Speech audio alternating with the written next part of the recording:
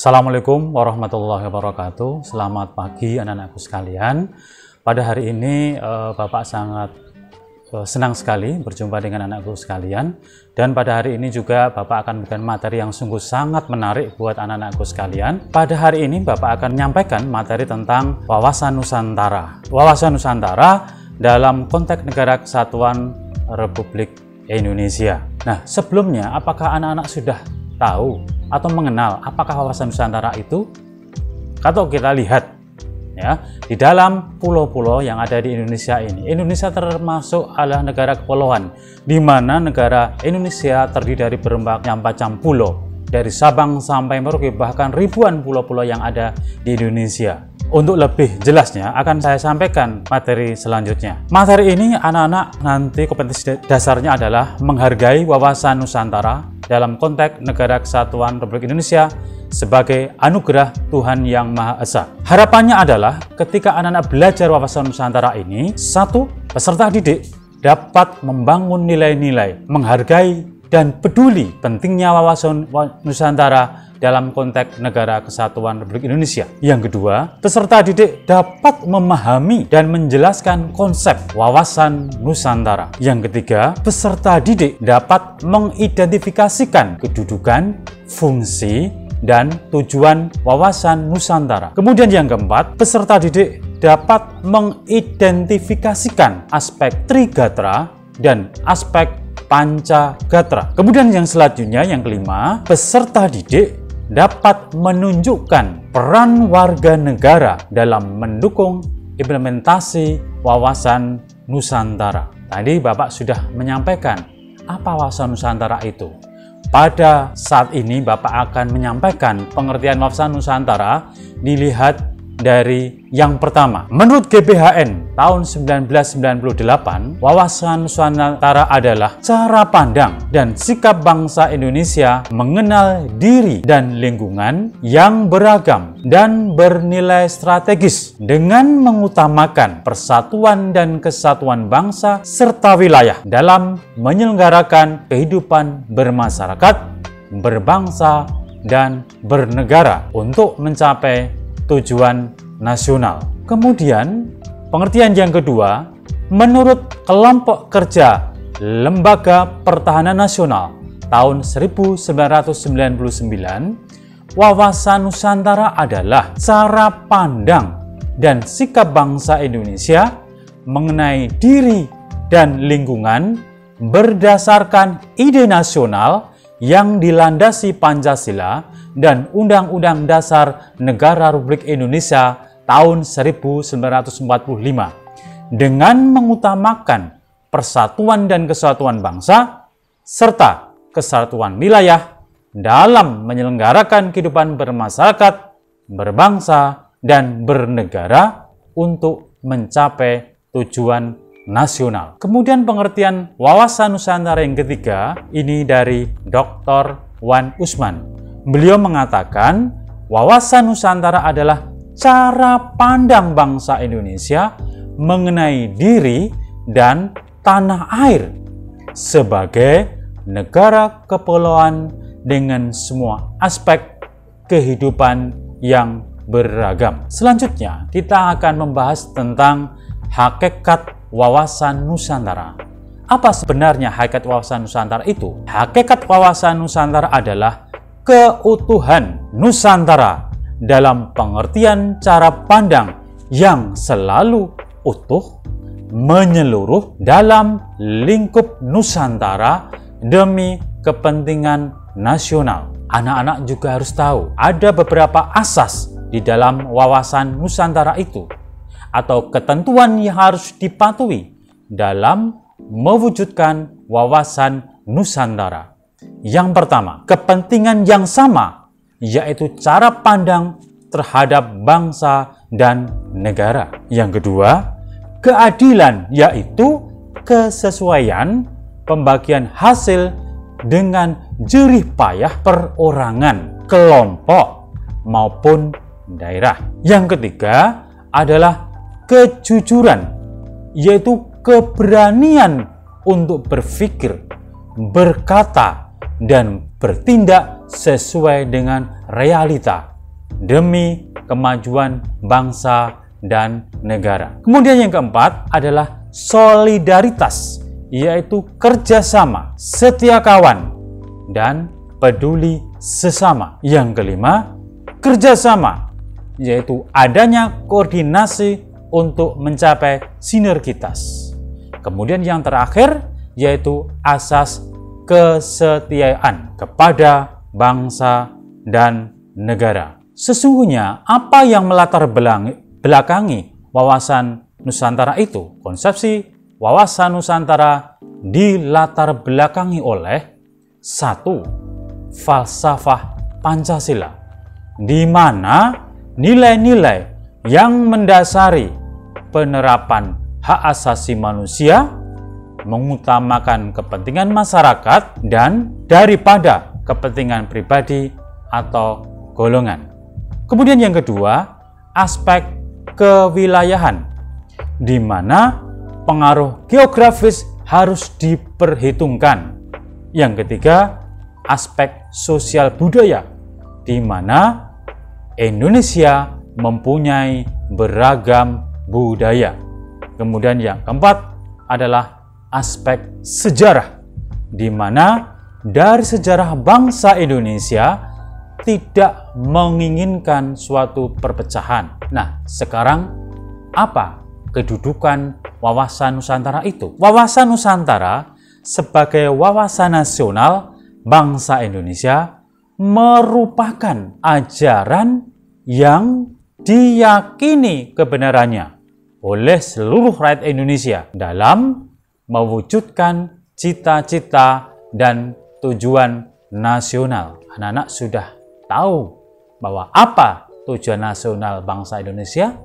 Itu sesuai dengan pembukaan Undang-Undang Dasar 45 di alinea keempat. Kemudian kita lanjut dengan fungsi wawasan Nusantara. Satu, secara umum bahwa wawasan Nusantara sebagai pedoman, motivasi, dorongan, dan rambu-rambu dalam menentukan kebijakan, keputusan, tindakan, dan perbuatan bagi penyelenggara negara di tingkat pusat dan di daerah maupun bagi seluruh rakyat Indonesia dalam berbangsa dan bernegara. Kemudian yang kedua, secara khusus fungsi wawasan Nusantara adalah sebagai konsepsi ketahanan nasional, wawasan kewilayahan, pembangunan nasional, dan pertahanan nasional. Kita lanjut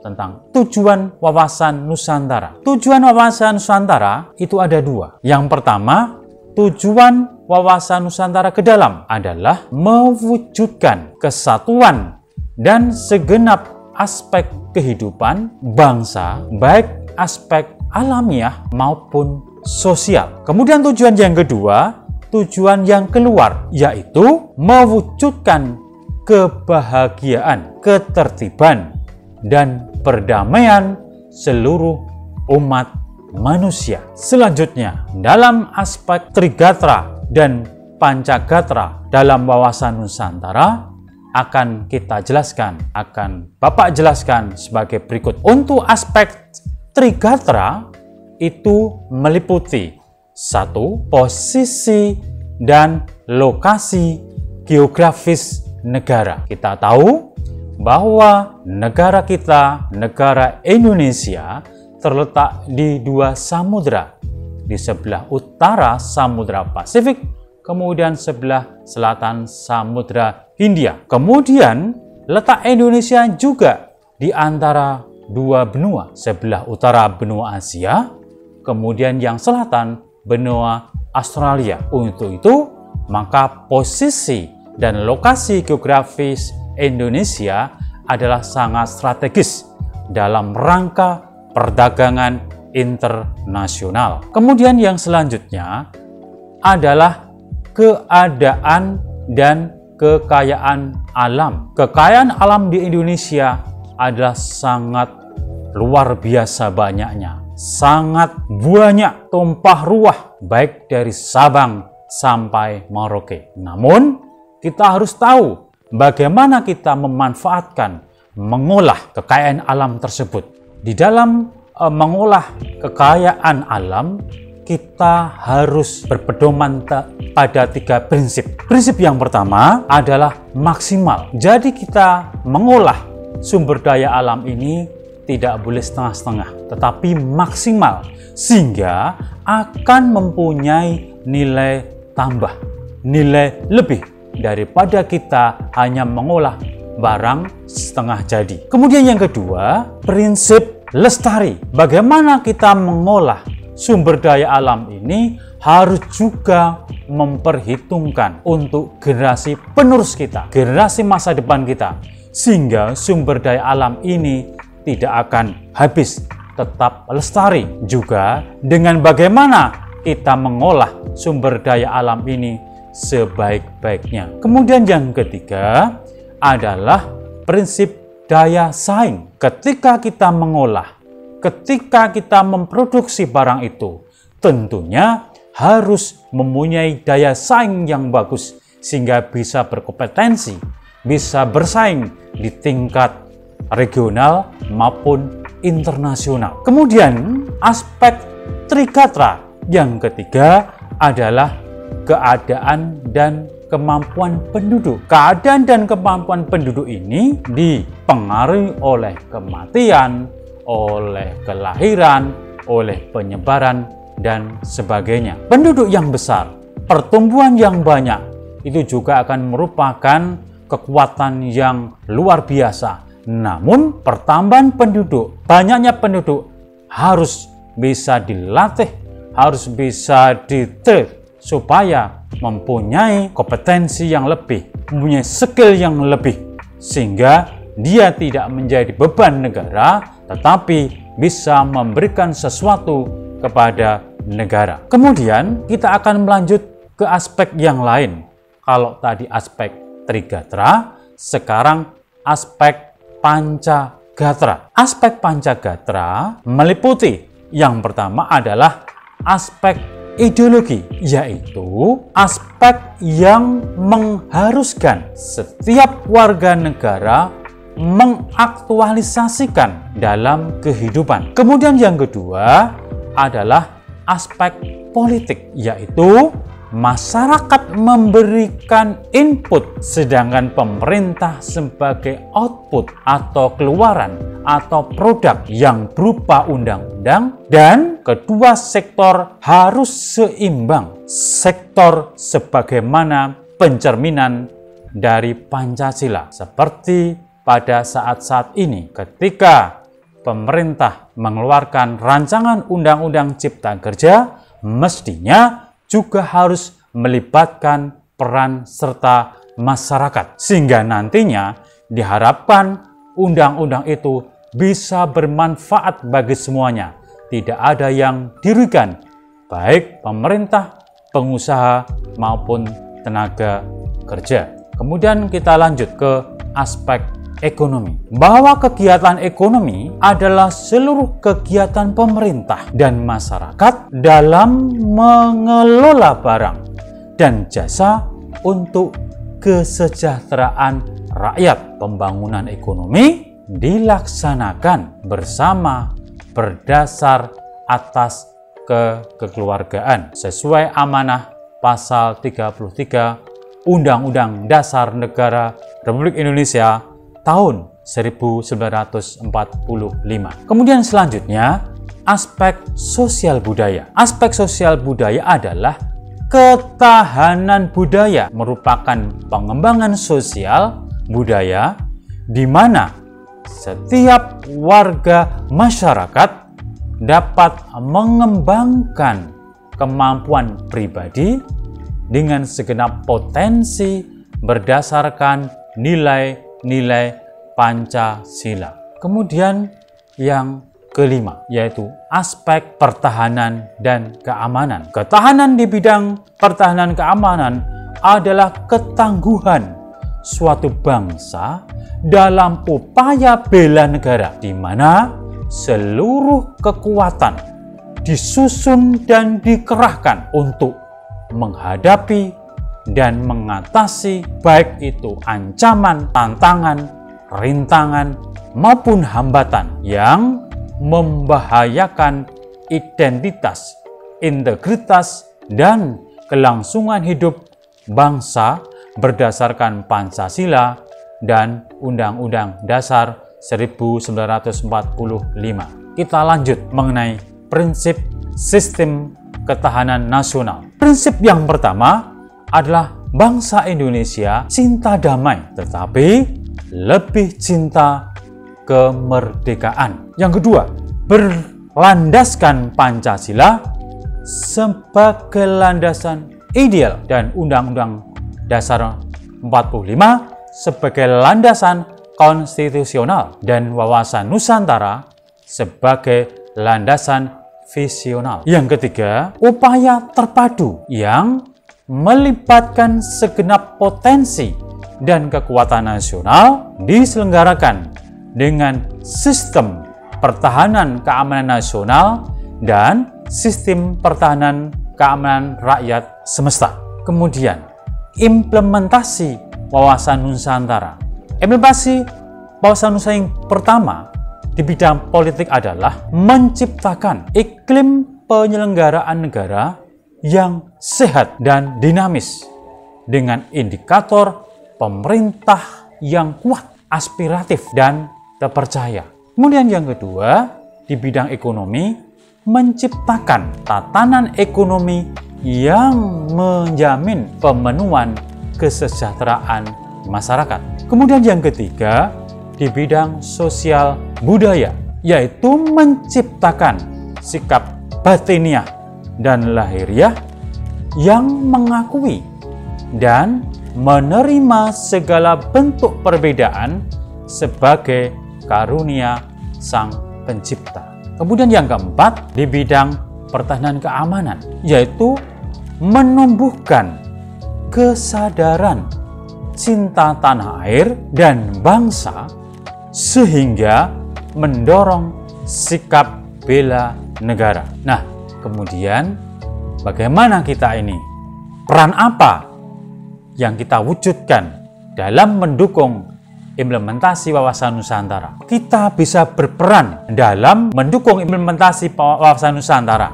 Yang pertama, mendukung persatuan bangsa. Kita tahu bahwa negara kita adalah beraneka ragam, baik agama, suku, budaya, bahasa, dan seterusnya. Dengan bermacam-macam perbedaan ini, kalau kita tidak bisa kerjasama, kalau kita tidak bisa menyatukan, maka bangsa Indonesia, negara kita akan terpecah-pecah. Maka bagaimana kita sebagai warga negara harus bisa mendukung rasa persatuan bangsa. Bagaimana kita harus bisa menciptakan persatuan bangsa. Kemudian yang kedua, peran apa yang harus kita lakukan dalam mendukung implementasi wawasan Nusantara itu? Kita mempunyai kemampuan berpikir kritis, bersikap rasional, dan dinamis. Kemudian yang ketiga, kita bisa memanfaatkan iptek dan seni untuk kepentingan manusia, bangsa, dan negara. Kemudian yang keempat, mengembangkan iptek yang dilandasi dengan iman dan takwa. Kemudian yang selanjutnya, memelihara nilai-nilai positif dalam kehidupan bermasyarakat. Nah, anak-anakku, itulah materi yang Bapak sampaikan pada hari ini tentang wawasan Nusantara sebagai wadah negara kesatuan Republik Indonesia.